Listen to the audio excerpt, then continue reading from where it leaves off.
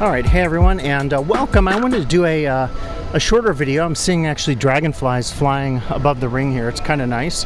I'm out here at World Expo 2025 Osaka here on a Sunday. I want to say it's like August 20 something. I forget the date today. It's a Sunday. It's super busy. I'm just in front of the Ireland Pavilion, and I wanted to do a short video for you today that would give you some tips on maybe just some things to bring to Expo.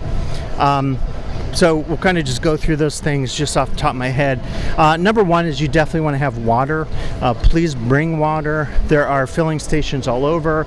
You can also buy a bottle of spring water in many of the vending machines and of course shops.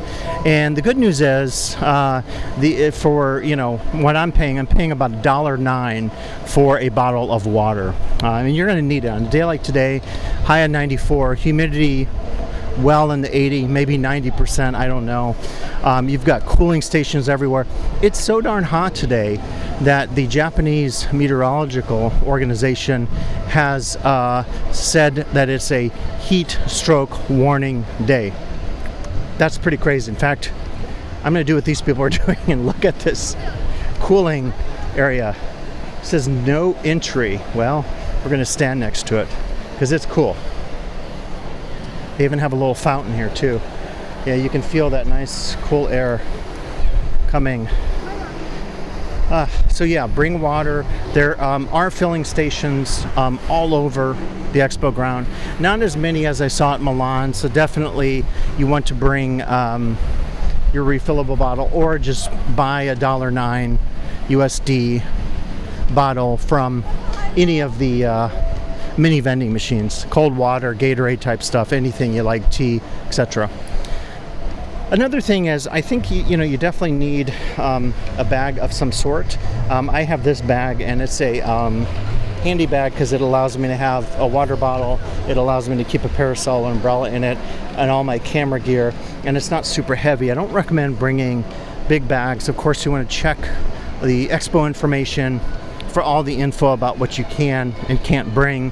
So definitely check that out. But you're going to need a bag of some sort because you have to carry around with you food if you like it, water. You can bring food in and so forth. There's a Lawson's right at Eastgate when you enter.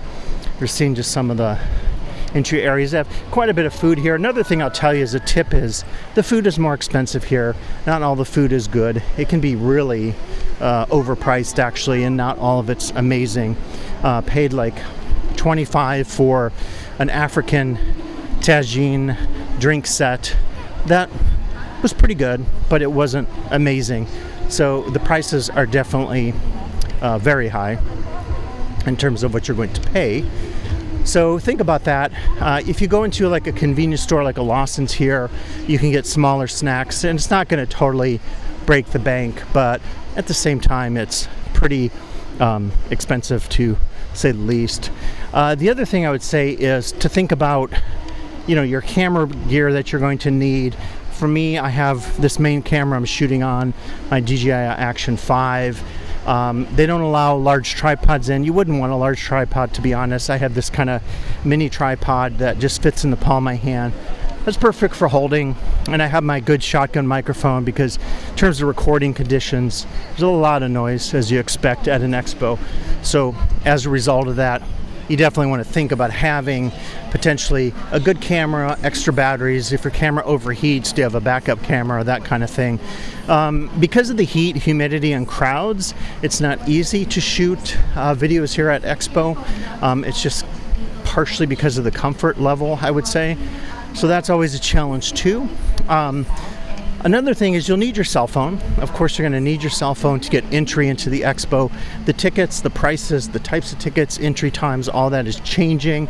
A key tip is to make sure before you get to the East Gate, if you're coming with the Chua line from Osaka somewhere in the city versus the West Gate with the bus, which is hit or miss because it's sometimes difficult to secure a spot on it. And by the way, way more expensive. You're going to talk about 2,000 yen round trip taking the bus, at least from different places, including a line right outside of Umeda Station, sort of in the center of Osaka.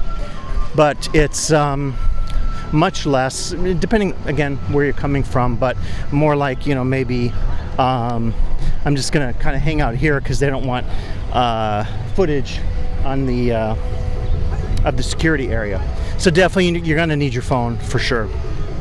And the last thing I think you're gonna need is patience and a sense of maybe sense of humor, sense of deciding exactly what you want to see while you're at Expo. If you're like me, you're going to immediately say it's so hot that you almost want to just stand in front of one of these cooling systems and take in the cool air because you're so darn hot. So you definitely have to think about what your levels of comfort are, what you want to see, and make some critical decisions about visiting the Expo based on, you know, all those kind of factors that you decide on your own. So just a few tips here today, not that many, but some to think about if you're planning to visit Expo 2025 in Osaka. Thanks for listening.